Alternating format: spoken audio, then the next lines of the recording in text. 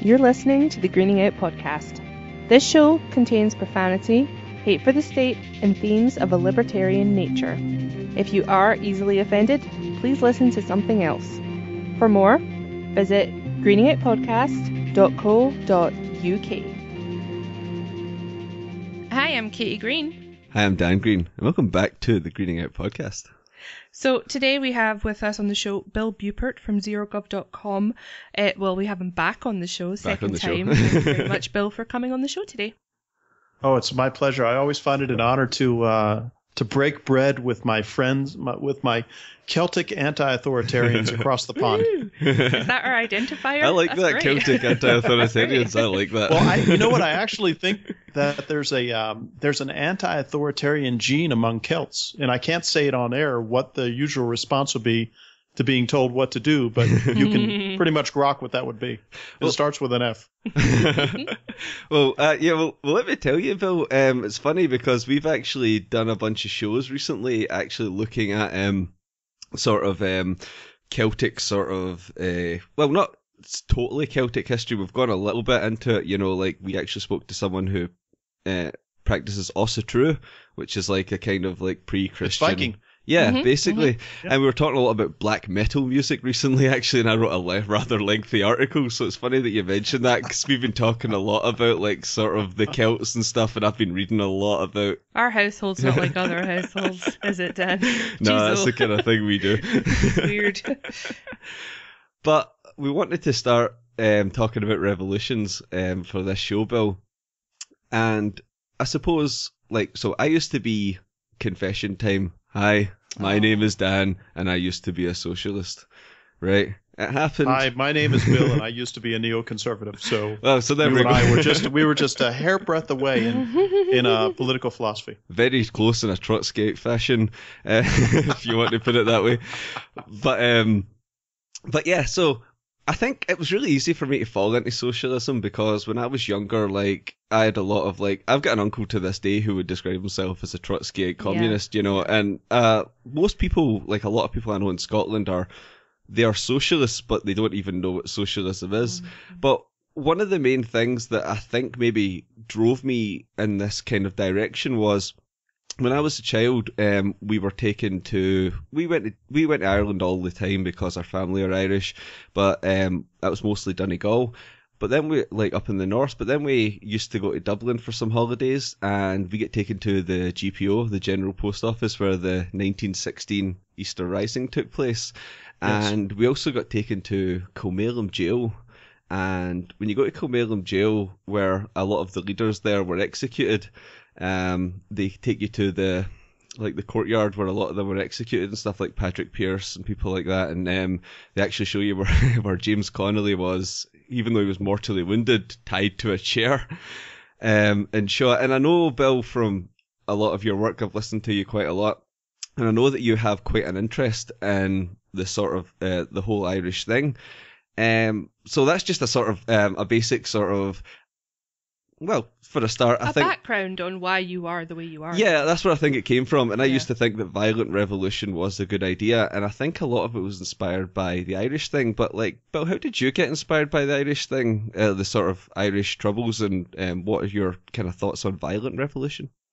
Well, you know what's interesting about that is that it's an 800-year occupation by the United Kingdom of the Southern Island that's now called Eire, E-I-R-E. Mm-hmm. And that the Northern Ireland is still within I guess you could call it the colonial orbit of the United Kingdom and England. That being the case, from an irregular warfare and guerrilla warfare perspective, it is the only long-term Anglophone war in which there's so much primary and secondary source documentation in the mother language of both the United States and England. Mm-hmm. There's plenty of revolutions in Indochina, in China, in Asia, in Southwest Asia, in Africa, places like that. And a lot of the primary and secondary source documentation is in a foreign language. And as you know, especially in these United States, secondary languages are not a strong suite, even for academics. Yeah. So what I found, not having a second language myself, is I really delved into the Irish Revolution because I do have some Irish ancestry in my blood, of course, like I think 25% of Americans do or something like that. Yeah. But I discovered that there's this rich treasure trove of irregular warfare, guerrilla insurgency, counterinsurgency, first and second and third hand accounts available to me in the mother tongue. So I think that's what sort of led me to it. The second factor would be I'm a big T.E. Lawrence fan. Everybody has seen in your audience probably the film Lawrence of Arabia, which took artistic license and was rather ahistorical, but trended towards what Lawrence was trying to get across in Seven Pillars of Wisdom, on which that movie was based. There's the romantic aspect in my mind, the almost, I guess you could call it tilting at windmills aspect, the Don Quixote aspect of the Irish Rebellion, where for 800 years they'd get there. Nope, they're stopped. They don't make it. Yeah. They get there, they stop. They don't make it. And then, of course, we have the 1916 Easter Rising that you just mentioned. So I spent as people who have listened to your podcast or any of my podcasts know, I spent most of my adult life in the American Legions. I was in the Army. I was an officer, and irregular warfare was my strong suit. So that being the case, I took it upon myself to gain a very deep historical understanding of that particular thing.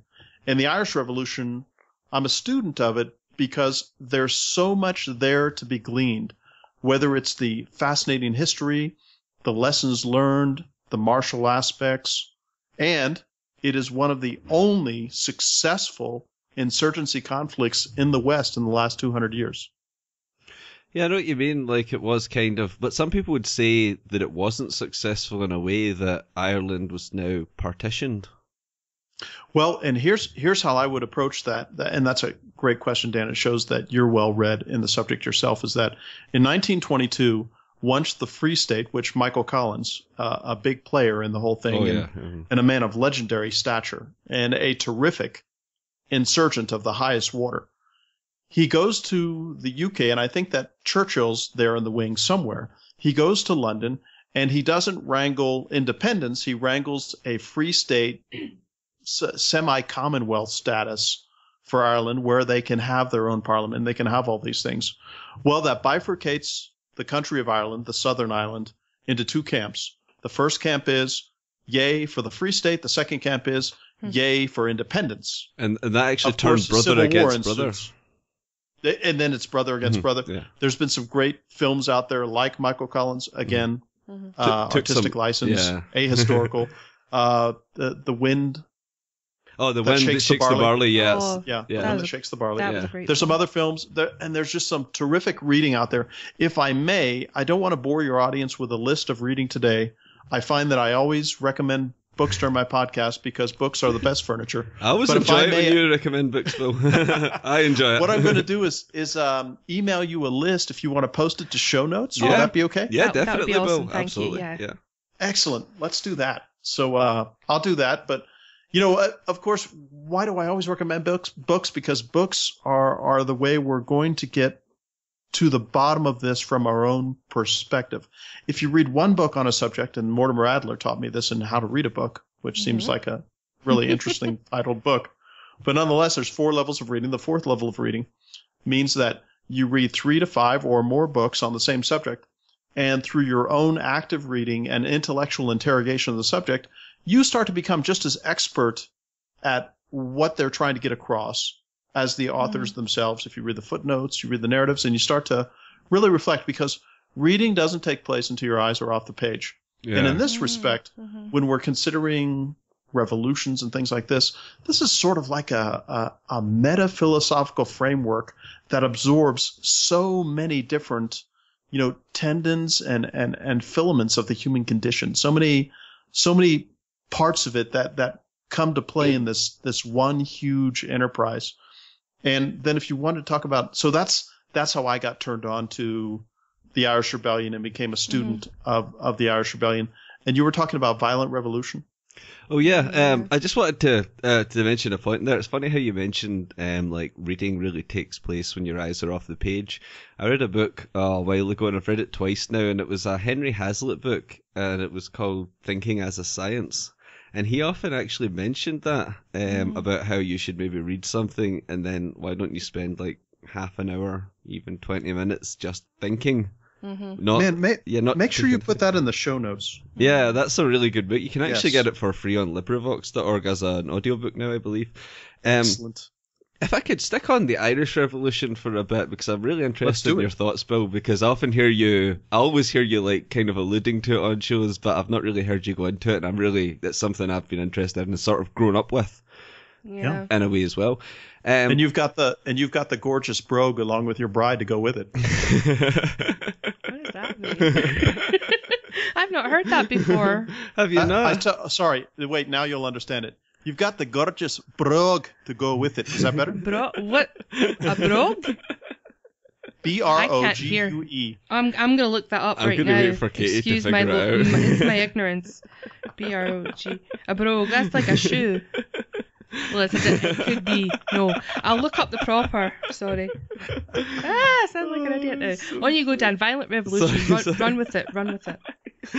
Oh, right. I had something to say. Go. So anyway, we were talking about Michael Collins, and what's always kind of been interesting to me was like how so a lot of people like here will now talk about, oh, are you a free stater or are you a Republican, and this kind of became a thing because, for example, Eamon De Valera, my grandfather had a house in Donegal in a place called Ranafast, and they used to call his house the Gresham because the Gresham was the biggest hotel in Dublin, and he had the only 2-story house before the government made it illegal in that part of Ranafast because it's right in the country to have like a house as big as his. Rubbish. And Eamon De Valera was actually in his house at one time, going way back. But what's interesting is he was just, to me, he was just a coward because, like, I know he took part in stuff, but then he kind of he had these sort of delusions of grandeur, how he ran off to the US thinking that he was going to get the support of the president, which was just fantasy. De Valera was a Machiavellian politician of the highest order. Yes, I would agree. He would lie, he would deceive, he would do anything he could to consolidate, maintain, and expand his power. Yes. And he hated Michael Collins. Oh. And that was sort of teased out in the movie, but if you read some of the Michael Collins biographies, Collins tried his damnedest to do what was right for the Irish Revolution in his perception. And De Valera, he could barely conceal his jealousy of, I think, Collins' charisma, Collins' almost animal cunning when it came to the kind of warfare practicing that he did and that sort of thing. I do think that De Valera wished he had what Collins did, especially Collins' tender age, because remember, this is a man, if I recall, who died by an Irish bullet during the Civil War in 1922 at the age of 32. I've been to the We can stipulate that though by checking out on Wikipedia. So yeah, I've been to the place, and as far as this question of are you a free stater or a Republican, anybody who has read my stuff at zerogov.com knows that I'm an abolitionist and that I consider the state to be probably enemy number one of mankind across the board throughout the ages, whatever the case may be. Am I a free stater or am I a Republican? I think all they're doing is trading their shackles for a different set. Yeah. And that's what happened with the Irish Revolution in 1922, because under De Valera, the socialists fought the socialist, and the socialist won, and then they created a socialist Ireland to emulate what England had become under Fabian socialism. That is just when you put it like that, like, I think you're absolutely right. And and it's so funny, this whole thing, when you think about it, because, like, De Valera had this sort of odd view of Ireland. He had this kind of, if you read like his stuff, he had this kind of weird view that everywhere was like the place I described, Ranafast, like everywhere was like a wee sort of villagey place, like he had a sort of, I don't know, from what I've read, it kind of weird, romantic-y kind of weird romantic-y traditionalist view, I think, of Ireland, and he was, and I can't help but have a romantic view myself. When I look at a lot of this, I have to fight that impulse, which means that I have to give a preamble to why it's a romantic view. And of course, as both of you know, this isn't a romantic view in that you're having a relationship or anything like that. This is a romantic view where you're trying to idealize a situation so it's a little better than you're probably going to make it in your own visualization of what you want to happen. That would be because T.E. Lawrence said the most dangerous man, I'm paraphrasing, T.E. Lawrence said the most dangerous man in the world is the one who dreams during the day with his eyes open because he is a practical visionary. Yeah. And when Churchill laid himself up against Michael Collins, he pretty much said the same thing. He said, this Michael Collins character is a very dangerous man because he is a practical visionary. And what does a practical visionary does? He says, this is where we need to be in 10 years and 50 years. This is where we need to take ourselves. This is the transformative thing that we need to do to make ourselves either better or independent of what we had before. You know, one thing I'm fond of saying is that, and I would be honored if you guys would accept that I think you do the same thing. We are philosophically terraforming the planet one disobedient serf at a time. I've heard you say that before, and I like that. It makes a little sense. And I think that's your charter, too. You share that, and please steal that. You don't have to give me credit for it, because all I want to do, you know, is free humanity from this notion that the ownership of one human being by another is morally just, because the impossible political calculus, and of course we see the Irish doing this during the rebellion, is that if you exercise immoral means to get moral ends, that's impossible. Yeah, it doesn't work. It doesn't work at all. Yeah. And which is why, by the way, I think that would be the raison d'etre of why violent revolution never works. Yeah, no, absolutely.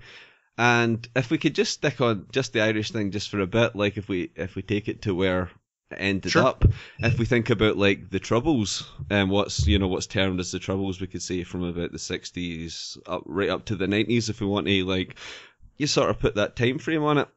And let's do this. Let's visualize a framework for the audience who may not be as well acquainted with this as you and I are. There's a bifurcation between the post-World War II IRA and the pre-World War II IRA. Oh yeah, both socialist entities. But I would suggest that after World War II, for various reasons that we don't have to go in for the purposes of the show, the IRA, the real IRA, the Provos, all these factions that sought to separate Northern Ireland, now we're speaking to Northern Ireland instead of the island of Ayr. Yeah. Northern Ireland said to itself that the Irish rebels who were the IRA and such, we are going to align ourselves with the Warsaw Pact, with the communist bloc. We're going to go to Libya, the USSR, and all the others to help us get state sponsorship for the acts of violence and terrorism that we use in pursuit of this independence. But we're going to do something really interesting here. Not only are we going to have a military wing, this is Northern Ireland, but we're also going to have a political wing that will sort of remain at arm's length from each other. And of course, I'm speaking to Gerry Adams and Sinn Féin, where Sinn Féin says, we're going to pursue the political angle. We'll wink and nod at the military angle, but we will always have deniability on what they do, no matter who they are. And we're still going to pursue this on a dual track. Well, that dual track just so happened to succeed, in my estimation, as a result of Sinn Féin's activities and not the IRA's activities per se. But we have the same thing happen from 1922, where the socialists fought the socialist and the socialist won. In this case, the socialist in Northern Ireland fought the socialist in England and sort of won a free state or free state minus independence through the efforts of Sinn Féin. Well, see, that's interesting because that's what you kind of preempted as actually something I was going to talk to you about, because it seemed at the point where if you, say, take the Troubles way up to like the 80s or something, just something round about there, like it seems you've got this choice. What do you want? Do you want Republican socialism? Do you want Catholic nationalism? Which was like another kind of option at the time. And then you had, like, for example, the INLA, the Irish National Liberation Army, who basically just wanted to have a kind of, if you want, Celtic Soviet Union. You know. I've never heard it described that way. That's perfect. You know, because there's a great book called The Lost Revolution about the Irish National Liberation Army, because what's interesting is actually they were quite a big faction at one point, but they were the most hardcore communist of like any of the sort of like, much more than like the kind of the Provos or anything like that. They were the real hardcore communists of the whole thing. the whole thing reminds me of that Monty Python skit where you have the Judean People's Front and the People's Front of Judea. Yeah. And in the end, all they're doing is, like I mentioned earlier, polishing manacles and maybe putting different serial numbers on them. But everybody's going to get a tattoo barcode. Yeah. Isn't it funny? So if we're talking about sort of violent revolution and things, don't you feel like if you look at, you could probably take a lot through history. Probably Russia's, I would say, maybe the best one of like, there's a lot of intellectuals before the violent revolution actually happens. And then it always seems like after the revolution, it seems like the intellectuals are the ones who are killed first and the thugs take over. Indeed, I think you're right. Not only, especially when it comes to post-World War II Soviet occupation of Eastern Europe, there were two brands who were the first to be in front of the firing squad, the ones you just mentioned, the intellectuals, but number two, the collaborationists. Because the way the Soviets viewed it is that if you're willing to be traitorous to your own country, even though it benefited the Soviet Union, we certainly can't trust you, so we're going to perforate you. Yeah. Yeah. I mean, and I got to put this to rest too, if I may, and you're providing me a great way to do this. We hear all this noise about the violent revolution of these United States from 1775 to 1783 and the Great Divorce from the United Kingdom as a colony, where, well, look at the peace and love that came from that. As you know, I'm a severe critic of our domestic constitution in these United States. Oh, and well, surely not. Yeah. And when you look at the violence visited upon Aboriginal Americans, when you look at the violence visited upon ordinary Americans, when you look at what happened in 1794 with the Whiskey Rebellion, where George Washington is riding at the front of a federal army to put down tax evaders in Pennsylvania. 1798, the Alien and Seditions Act comes out, where it says, if you criticize the government, we're going to cage you or worse, depending on your level of resistance. And down through the, this whole horrid history of the U.S. that isn't taught in U.S. government schools. I mean, I've spent the lion's share of this last half of my life, guys, deprogramming myself from 10,000 bad hours of government programming that I've had to unscrew myself from. So when people say, well, the United States was a violent revolution, but it didn't make for a violent society. Well, yes, it did. Yes, it did, because it did what all governments do, which is it organizes society on the foundation of either intentional violence, the use of violence, or the threat of violence. That's how and if there's no sicker way to form society, I don't know of a sicker way to form society than that. But that's what we have today. Well, I was just going to take it to a different place, if I may. Let's go. And talk about the actual word revolution, because the word revolution insinuates a revolving, just going around in circles. What do you think, Bill? I've heard a lot of people talk about. Now, this is also very, very dangerous. I'm not saying that we should destroy words. What I'm saying is, though, maybe looking at the revolution in a completely different way. I've heard a lot of, and you have a lot of modern figures even now. This guy, Russell Brand, we have here in the UK, is talking about a revolution, and it's an incredibly socialist, egalitarian revolution, mind you. I think he's completely off base, but he's a typical Marxoid who's had he's been paralyzed from the neck up in a skiing accident. I think basically I've never heard it put that way. I think that Russell, I think that he's a dude who's realized that the world's incredibly messed up, and he's gone a complete 180 from where I would go. But isn't that what you could say? I know we're taking it weird places, but isn't that what you could say about the Kennedys, like Bobby and John? Couldn't you say they were someone who was propelled somewhere by like their dad, and they were like bought an election. They realized, holy shit, this is fucked up. And then they got what was coming to them for challenging that. Basically. But no, look, there is nothing. There's nothing inconsiderable about what you're proposing, Caity, when you say, let's watch our language. It is so important. Orwell, of course, informed us of how important it is. Why is it important? Let me give this one set piece of why it's so critical. When I taught, I used to ask my students, because I like to use Socratic drilling, I used to ask my students, I'm going to say a word, and I want you to raise your hand if your first impression of that word is negative. So I would say the word discrimination, and practically everybody would raise their hand. To which I would say, well, why is that a bad word? Well, Jim Crow laws, black folks getting discriminated against, Asians, you name it. The vast history that we have here in these United States, and I'll bet you have them in the islands there, that kind of discrimination that took place. But think of this. Absent discrimination, since we are pattern-thinking creatures, we must discriminate to think critically.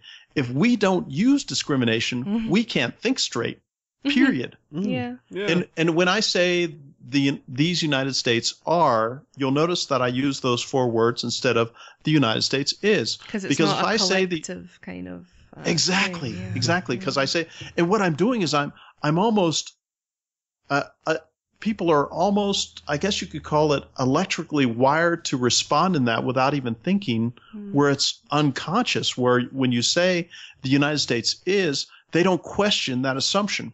And what you're saying about revolution is so critically important, where you're saying, hey, let's look at the word, let's look at what it means, let's look at why it has such significance in people's thinking.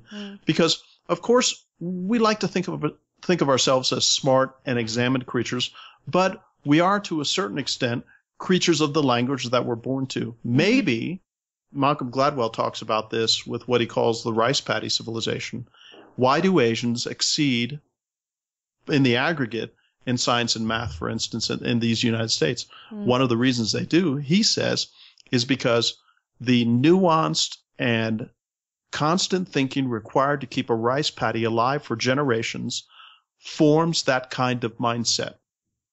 That sort of discipline, do you mean? That sort of discipline, that sort of mindset, that sort of predisposition in both unconscious and conscious thinking, because there's 4 levels of what we call conscious competence. It goes from unconscious incompetence to conscious incompetence to conscious competence to unconscious competence, which is the mastery level of whatever it is you do, whether it's 10,000 hours, and this according to Gladwell, of what the Beatles did to be as great as they were, or a concert pianist spending 10,000 hours, or you guys and Michael Dean spending 10,000 hours podcasting.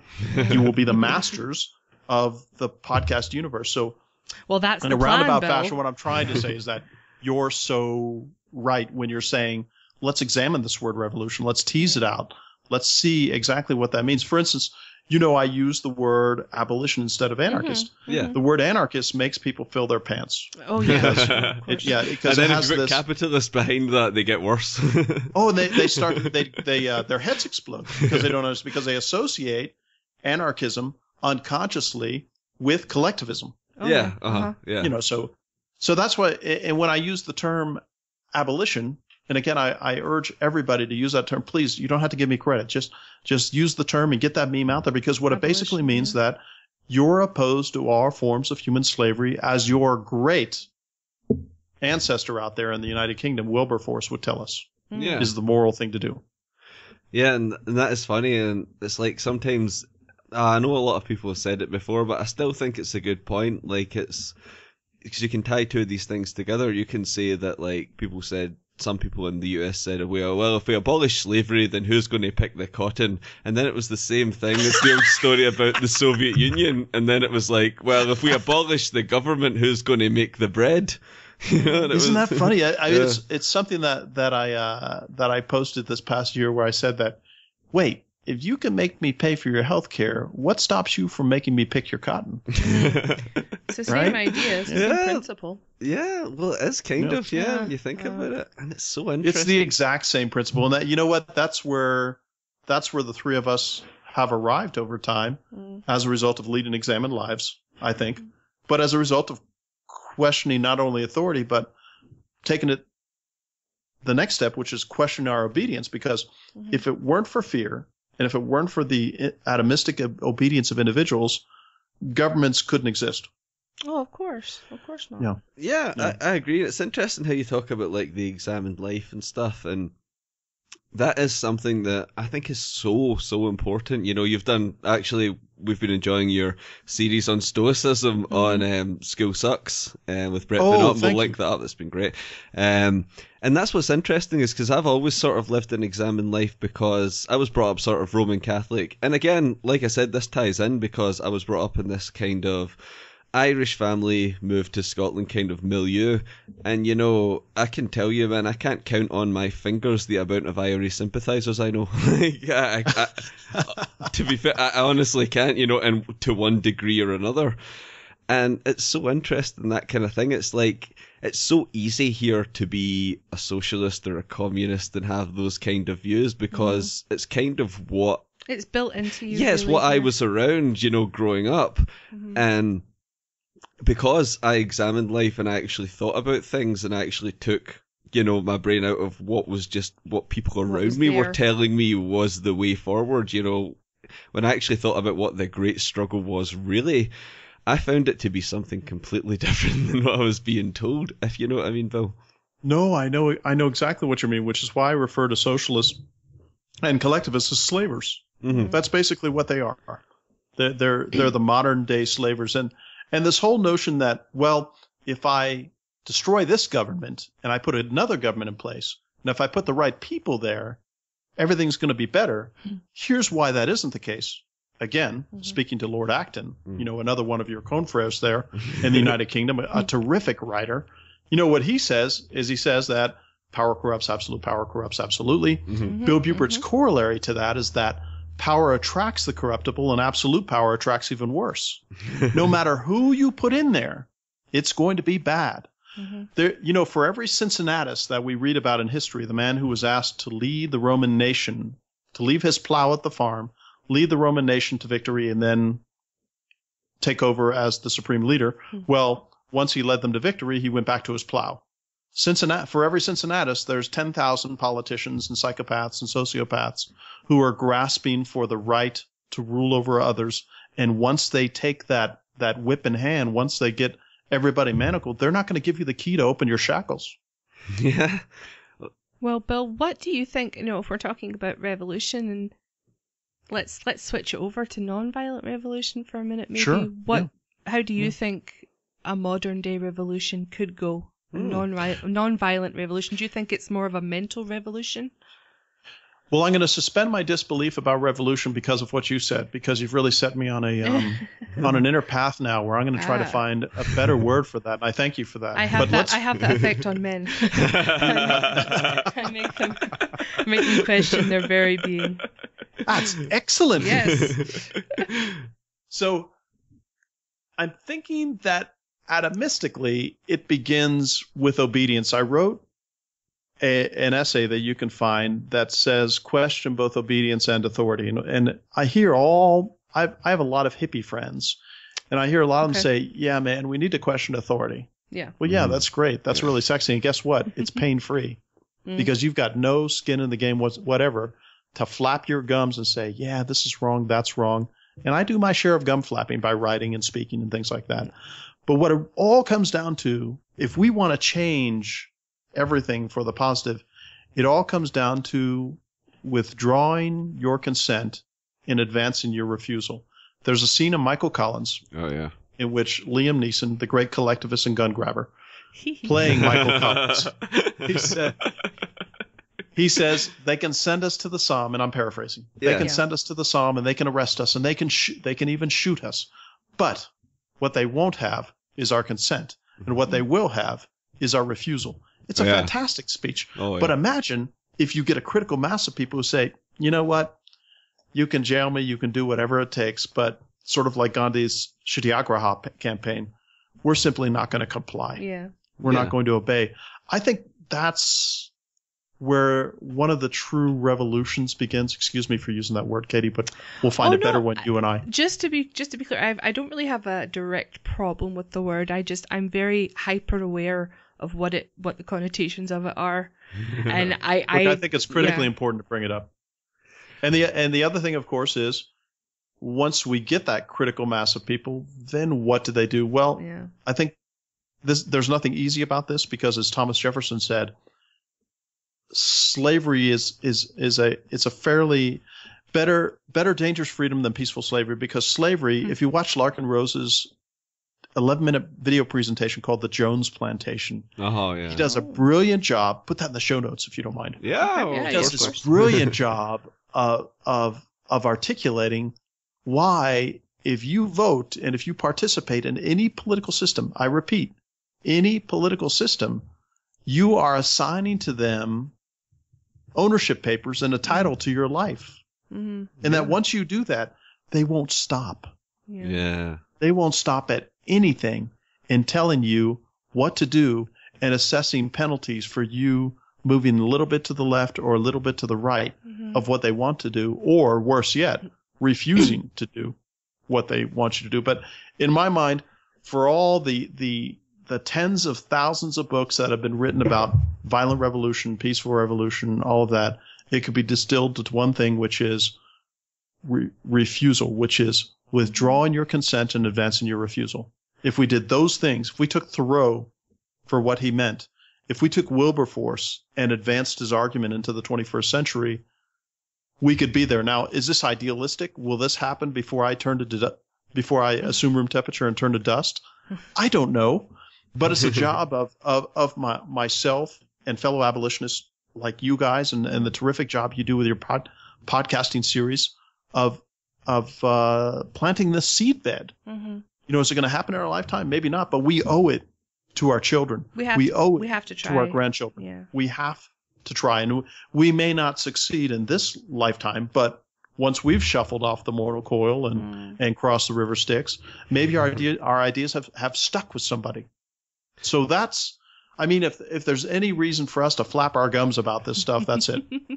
Well, yeah, and I know Katie wants to say something, but just beforehand, I know you were mentioning the Michael Collins film, and for me, one of the most powerful scenes in that whole movie is the bit when he's giving the speech and he's on the stump and there's all these people around him, and then the police start to show up and he says, I'm paraphrasing what he says, Her Majesty's Constabulary have come here to shut me up, but if they shut me up, then who'll take my place? Who will take my place? Yeah, and he starts shouting it. Spartacus. It's so like that, and everyone starts, they all get riled up, and then it's like, who'll take my place? And then it's clear. And for me, that's one of the most powerful scenes in that entire film. I agree with you. I agree. And I should have said that, but you stole my fire. But you're right. Who will take my place? You're right. Who will take my place? Yeah. And of course, that's where that critical mass starts to come out. Absolutely. If you watch the film Gandhi, and of course there's some brilliant books about Gandhi, and there's this dual biography of Gandhi and Churchill that's just fascinating. But talk about taking a beating for your beliefs. That's exactly what the Indians did at large. Now, I have to give this caveat, of course. Like in 1922, where socialists fight socialists and socialism wins, what do you have with Gandhi's revolution? In 1948, socialists fight socialists and socialists win. Yeah. Well, I just want to take it back to something. We were talking there before about revoking your consent from the state and not sort of playing by their rules, if you will. But one of the things is, obviously, you said it's not always idealistic. It doesn't, it's not the most highly realistic thing. And this reminded me of something that Dan and I were talking about earlier about sort of bureaucratic stuff to do with getting permission slips to go to different countries around the world, and it has your picture on it, and you have to jump through hoops to get one. It's a passport. And it just reminded me that my dad currently, I don't think he'll mind me telling this story. I think he'll be okay with it. He's Canadian, and he's living here in Scotland. He's lived here for 18 years, as have I. And he's having trouble right now. My nana, his mum, is very ill, and we're trying to get him over to visit her before she goes. And his passport was expired, and he just didn't bother renewing it until now. But basically, he sort of pleaded his case, if you will, to the Canadian, whatever you call it in London, embassy. Embassy. Or the Canadian consulate, yeah. And basically saying, is there any way you could fast track this? My mother is dying and I want to see her, and I have the money here, look, I have all my documents, I've lived here for 18 years, blah, blah, blah. And they wouldn't really help, And plus, they're not offering him a British passport. because they said to get a British one, he would have to pay over £1,000 and take a test or something. Despite he married a woman who was my from mom's Scotland. From here. Yeah, they've been married. I mean, let's not go into that story. They're not together anymore. But the point of the point is they are technically married. Yeah. She's from here. He cannot get over to. Yeah, he can't without go. this permission slip. They won't give him this permission slip to go see his dying mother. Yeah. Any faster, because of purely, by the way, just bureaucracy. It's insane and control. And control. So that kind of made me think about, these. If you revoke your consent from the state, you give up on opportunities, which is so unfortunate. There's severe penalties to it. And there's no doubt, but that's I guess it's the price of moral courage in this case, and of course it speaks well to the Stoic virtues that one would do something like that. It's just, it just made me think there when we were talking about it, this whole idea of a passport. And I do understand, obviously, we have to be safe in these times, but I don't see why it has it just to seems be like so I need difficult. a permission slip to go to this place from the people that own the people in that place. I know. You It's know. ridiculous. Well, it is about tax cattle jurisdictions. I mean, that's what a passport is. Oh, yeah, well, yeah. Yeah, that's kind of funny, never thought and of there that. is something I wanted to ask Bill as well, because we sort of we moved on a bit, but I did want to talk about, because we'd started off talking about revolutions, and something that's always interested me is Che Guevara, right? Because Yes. Che Guevara has become this kind of mad, unbelievable cult figure, For some reason. and the weird thing is, a lot He's of on rock t-shirts bands everywhere. adopt his image, even though he hated rock music, and his image is all over. You can get cups, t-shirts, whatever you want with his posters with his face on it, even though he hated consumer culture. And I've never heard you talk about Che Guevara, Bill. So my impression of reading for him, because at first when I was kind of more ignorant and in my kind of socialist way, I'm just going to say it like that because that's how it was, I thought he was this kind of great freedom fighter that a lot of people did. But yeah, I mean, and isn't it funny how a lot of people say that? But now the word freedom is something I would put miles and galaxies away from Che Guevara's thought. I just wondered what your thoughts were, Bill. Well, the first thing that everybody should do is read the brilliant corrective by Umberto Fantova on Che, where he proves him to be the monster that you just described, where he would sit in his office, I think on the second or third story of the building that he had occupied that Castro gave him, and he would listen to the firing squads in the courtyard just outside his office as if it were a symphony. And he was responsible for sending a lot of those people to their deaths. Like you said, he hated rock music. He hated consumer culture. He hated consumer goods. He wanted the government to be in charge of everything. You know what? I love the music. I'm a jazz aficionado, but there is some rock that I like. And one of the rock bands I like is Rage Against the Machine. Yes. Yeah, they're a band I like they're as well. Yeah. commies, they're Che lovers, Of and course. all the rest of it. So it's consume the culture in an odd fashion where, Che is represented as just the opposite of who he is as a human being. There's a new series here in the United States called House of Cards with the brilliant actor Kevin Spacey. Oh, yeah. Well, House of Cards, of course, it was originally a UK production. Oh, I've seen the original one. It's Okay. Yeah, what I it's love brilliant. about House of Cards is that it shows politicians for who they actually are. For what they really are, yeah. Yeah, not these angelic creatures who are serving the altruistic needs of the entire community at great expense and sacrifice to themselves. We all know that's not why they're there. They're there because they are psychopaths and sociopaths who have an almost genetic yen to rule others no matter how many people they have to murder to do it. Yep.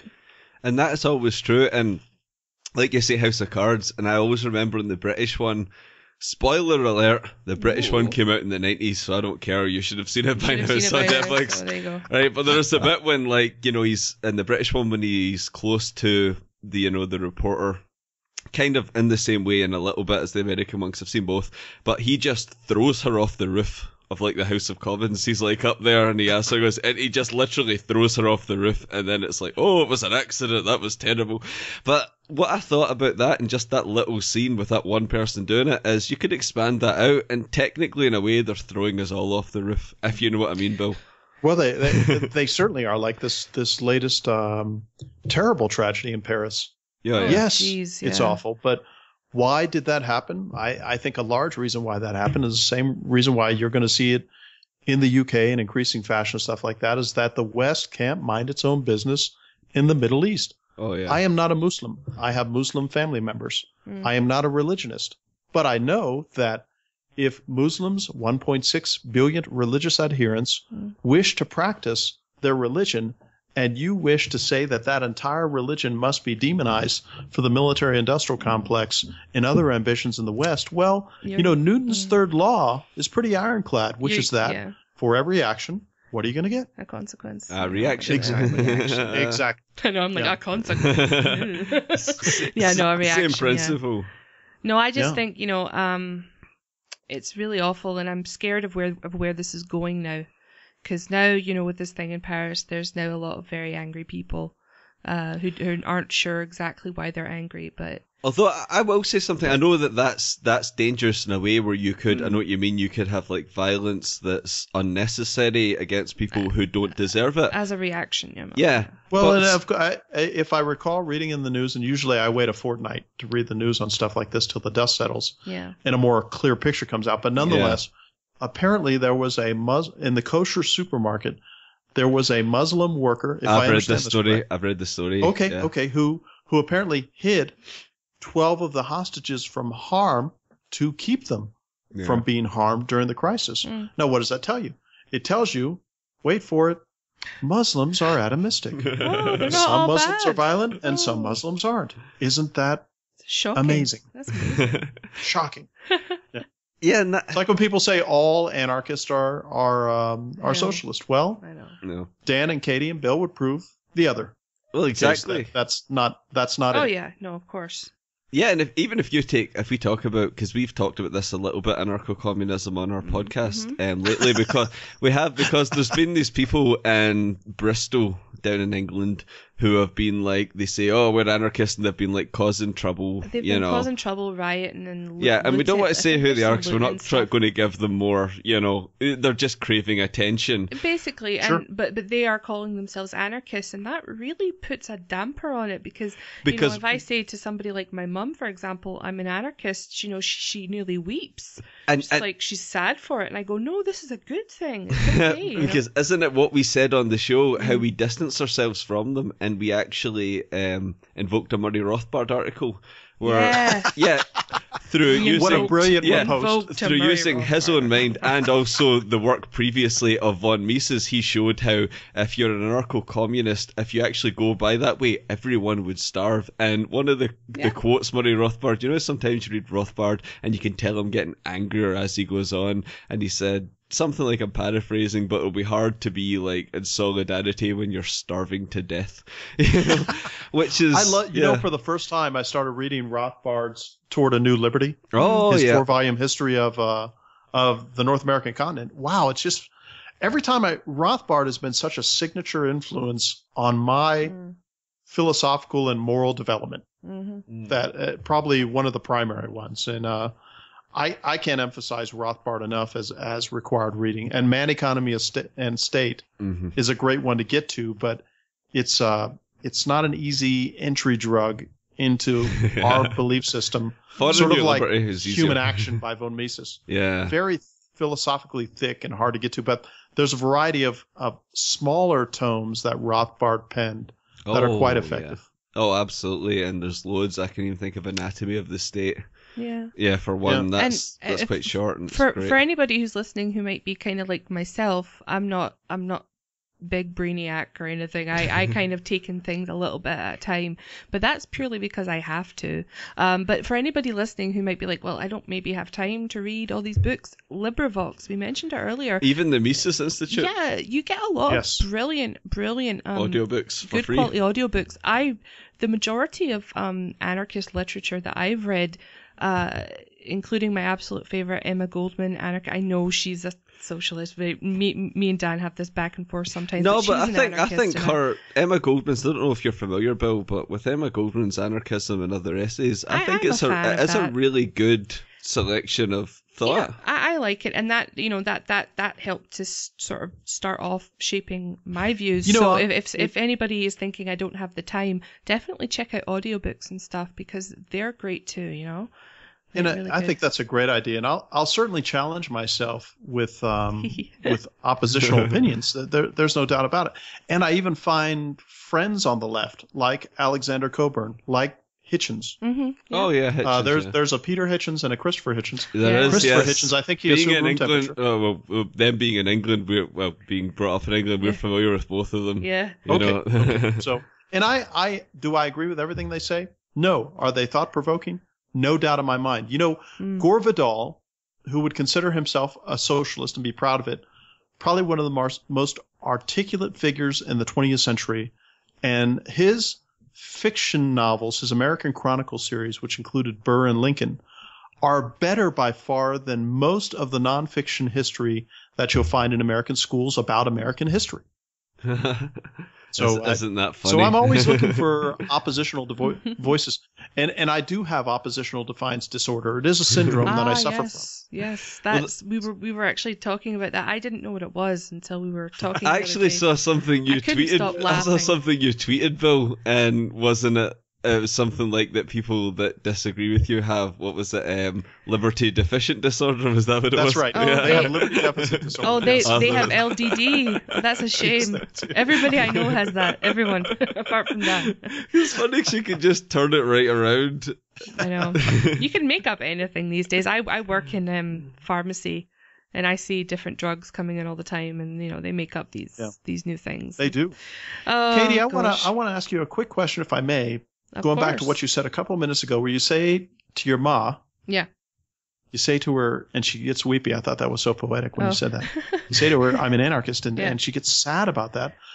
May I suggest that if you use the term abolitionist, and I'm not pressing this just because Bill Buppert said it, I'm saying just examine that and see if the use of that term sort of clears the brush out, sort of takes away these preconceptions and starts afresh, because it's really what a great conversation starter it's been for me, where it used to be where I said I'm an anarchist, and like I said, people would fill their pants, or what the heck is that? They would run away. Yeah, now when I say I'm an abolitionist, they say, their brow go up, well, what's that? And I say, I'm opposed to all forms of all forms of slavery and owning other human beings, to which I can say, which ones do you support? Yeah, exactly. They would go, well, I'm not an abolitionist. Yeah, you are. Exactly. Yeah. So I think, and of course, Wilberforce, who was like an abolitionist tidal wave in the United Kingdom, so brilliant. His writing was so passionate. There's a movie called Amazing Grace with a Welshman who does a brilliant job of portraying him, whose name I can't pronounce, because it's one of those Welsh names that has a lot of consonants and not very many vowels. Yeah. So he did a great turn to Llewellyn or something. Yes. That's the old joke. Horatio Hornblower in that A&E series. Yeah. The old joke about Welsh here that I've heard loads of times is Welsh is just English with the vowels taken out. Yeah, that's basically it. No offence to anybody in Wales listening. I'm sorry. We appreciate the ancient Celtic languages. Obviously. Oh, but it's great, man. But it's interesting because, one thing I wanted to bring up, and I don't want to let you go before we bring this up, is that when people talk in this modern time about violent revolution, and they cite sort of, even I still hear, some socialists have read some socialist things, modern socialist things of people talking about violent revolution and comparing it to Cuba or Russia in 1917 or, whatever. The fact is, if you had any kind of violent revolution here, even if you want to take it to the place of the whole Chris Cantwell thing of shooting cops, even if you want to take it there, you can bring any of that in. The fact is, if you start that behaviour, you're not going to win, because what they're going to do is they're going to crack down so much harder, and the state, and they have so many more tools than they ever had. ever. And they're willing to use them because murder begins where self-defense ends. Mm-hmm. Yeah. And I like to live by that. And I also think that the creed, pardon me for being presumptuous, the creed that the three of us share is one in which we are pro-life in everything. Yeah, in which we think that the advancement of humanity. But we don't kill insects. What's that? We don't kill insects, so we are. Exactly. Yeah, like we absolutely don't kill insects, so we're That's down wonderful. with that. I haven't gone that far, but I admire your moral fortitude. How's that? I don't always follow that rule. If there's arachnids in my house, they are going. I'm sorry. I'll put them outside. That's what sticky outside. pads are for. Yeah, exactly. Yeah. Well, as far as peaceful revolutions, they have occurred. Oh, I mean, The we can Velvet look Revolution.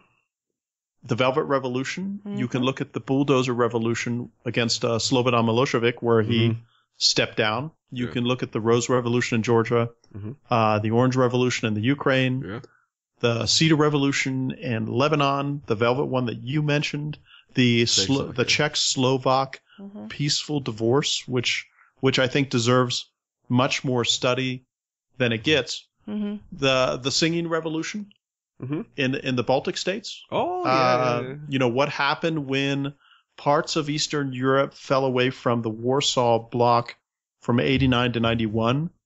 There were some peaceful notions. Now, once again, though, we go back to this tired old saw of socialists fighting socialists and socialism wins. Yes, that's what happened. I mean, I'm hard-pressed outside of Zambia in Southeast Asia to find a footprint that is of considerable square mileage, outside of the oceans, of course, on planet Earth that doesn't have a collectivist framework enslaving the tax cattle caught in its jurisdiction.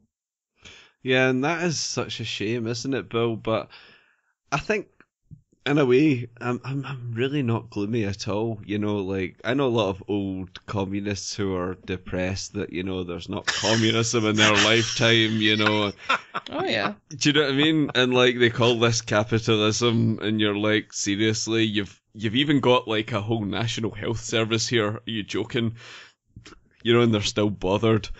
Oh, my gosh. For some weird reason, but I don't get gloomy about it because I think that these things have to happen, and I think that unless the internet is severely restricted, and I don't see any plans realistically for that to happen anytime soon, unless it's severely restricted. I think the fact is, right, I've seen a lot of libertarians, and I'm not going to name names and all that and all this thing, but some people have these crazy schemes for, what will bring liberty. I think the best thing, and the absolute best thing you can do is it's not even just making podcasts and stuff and not say what we're doing, man. See music, films and stuff like that, because the Books, biggest music, film, book, any kind of the biggest war media, that is on just now, in my opinion, is the war for the mind, and that's what's going on. And you cannot. You can't underestimate the impact of mainstream media because even sitcoms and things that are on we don't have broadcast television, but we watch Netflix and stuff. I don't want anybody. We do to the think, same thing. We don't have broadcast, but we do streaming. Yeah, but I think it's a total war for the mind just now, and I think that's what I've been thinking. It's a revolution is not going to happen violently. That's going to lead to anywhere good. It's going to happen with people thinking, and it's the same conversation I had with Brett over at the School Sucks podcast. Is that what Greening Out is doing? Is you guys are podcasting and imprinting a voice for the ages, because 100 years from now, I really think this School Sucks, Greening Out, all of these abolitionist podcasts that are out there, and thank goodness you guys are doing this. People are going to look back on that. They're going to say, that's the path. That's the way forward. They're going to look back and they're going to say, somebody took the time to say, not only it's not left, right. What it is, it's you're a voluntarist or you're a coercionist. You're an individualist or you're a collectivist. And what you guys are saying is you're saying, I think coercion is wrong. I think that immoral means will never yield moral ends, and that if we use moral means, we will win in the end, and that's how you'll prevail. It's funny you say that, because the other day Dan and I were talking, and I was just saying how I think this is part of the evolution of man. I think this period with the technology that we have now, and the fact that people are connecting and really opening up their minds all over the world. I love that idea. I think now this is part of our evolution that we will look back on. Like you say, like hundreds the or first time thousands of when years. we really got instantaneous communication across the world, right? When we really coordinated it. So to instead stuff that matters. of Homo Sovieticus, we'll be Homo Rothbardus. Homo Rothbardians. Oh, hopefully, Bill. Does that make sense? Anyway, Bill, I just want to say thank you. Is there anything you wanna say? Anything that's upcoming? I know you have zerogov.com. Dan and I are always up to date on there. Do you have anything else coming up that you'd like to talk about at all? I've been struggling through my novel, which is a struggle for me to write fiction. So have I. Dan really gets you. I'm working through a novel myself. Yes, well, good for you. We'll have to correspond about that. No big speaking engagements that are going on this year. I haven't been invited to go. What I've decided to do this year is that unless they pay my way for speaking engagements, I'm not doing them anymore. Sure thing. Unless they're local. Yeah. I have started my own firm called the Gravitas Group. Oh, okay. And it is a leadership consulting firm in which I speak, conduct seminars, use discovery processes to make businesses more effective, using Stoic values and the great captains of history to include non-military captains like Ernest Shackleton, who I consider to be one of the greatest leaders in humankind's history. And I'm going to see where that goes and see if I can find a way to make money in the marketplace by doing that.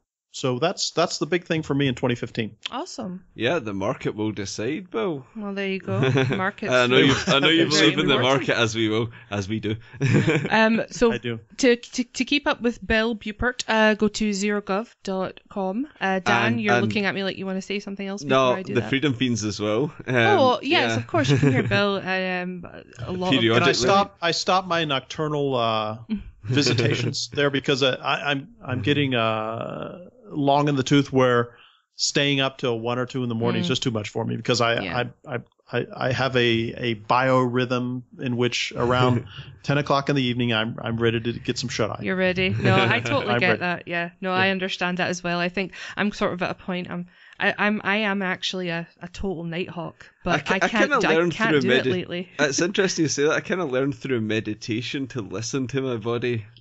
Did you? I don't listen to my body at all. Then, if you use an alarm clock, you're wrong. You have to make your sleep settings natural because if you're using an alarm clock, you're interrupting your natural sleep settings. So you simply work your body back to, let's say you have to get up at 6 and you go to bed at 10, you can't get up at 6 naturally.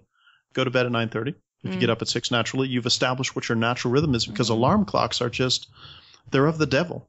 Well, do you know what, Bill? I can tie this right back to we were talking originally about like the Irish Revolution. That's how it started, and my grandfather. Is that how you got there? No, I'll tell you why. No, it sounds weird you. now, right? Okay, but go. See if you give me a minute. Right, okay, go. It'll make a whole lot of sense. Now, my grandfather, born in 1919, he sort of grew up with all this kind of thing. And my grandfather, as in my maternal grandfather, was a massive influence on my life. And he never used an alarm clock. And he worked every day of his life. And he would always get up just like clockwork all the time. Never used an alarm clock his whole life. Always was up for work. Got there. You know what I mean? And I know. I've trained my body to do the same. Like if I have to get up for a flight and I have to get up at 3:30, I can do that without an alarm clock. Oh wow. So yeah. Oh no, I'm bad. I need that horrible screech to go off at 7 a.m. And then maybe I could just tie this into something interestingly, because even though like he was a Roman Catholic and I was not, I was brought up a Roman Catholic, but I've since rejected it. But the fact is, if you talk to him, he was a very spiritual man. And like you're talking about Bill, about like philosophy and things, and philosophy and spirituality can go hand in hand. And you talked about training your body, knowing your body. I talked about meditation. He practiced the kind of unconscious meditation. Like he wouldn't sit down and meditate the way I would, but he would just be able to do things. He knew his body in a way, if you know what I mean. And he had a level of self-awareness that he had just gleaned from. I'm gonna need to work on that. I don't know where, to be honest, but like he really did have an extreme level of self-awareness that was fascinating. That's interesting. Maybe that's where you get it I also from. wanted to mention a Twitter presence I have, which is 0 space gov. And if you can announce your Twitter presence, because you and I follow each other. Yes, well, we are greening _out on the old Twitter. I sometimes have a stutter when I say Twitter. Twitter. And I am 0_gov. So Bill, thank you so much for coming on. We always love talking to you. It's always great. It's always an honor to be invited in, and you guys are sort of like one of the only freedom outposts who is so articulate and well-spoken and deeply examined in the United Kingdom. Thank you so much. I salute you for that. Thank you. Thank you so much, Bill. But we love listening to your stuff. Absolutely. So 0gov.com. I'm going to put everything at the bottom on the show notes, of course. And please send us those links, Bill. Oh, yes. If you send us that book list, Bill, that would be great. And I'll get that put onto the show notes. I'll make sure I do that. And I'll get back to you in email. Awesome. Excellent. So for more libertarian podcast ratings and news, go to greeningoutpodcast.co.uk. Bill, thank you so much for being on the show. Thank you. Thank you.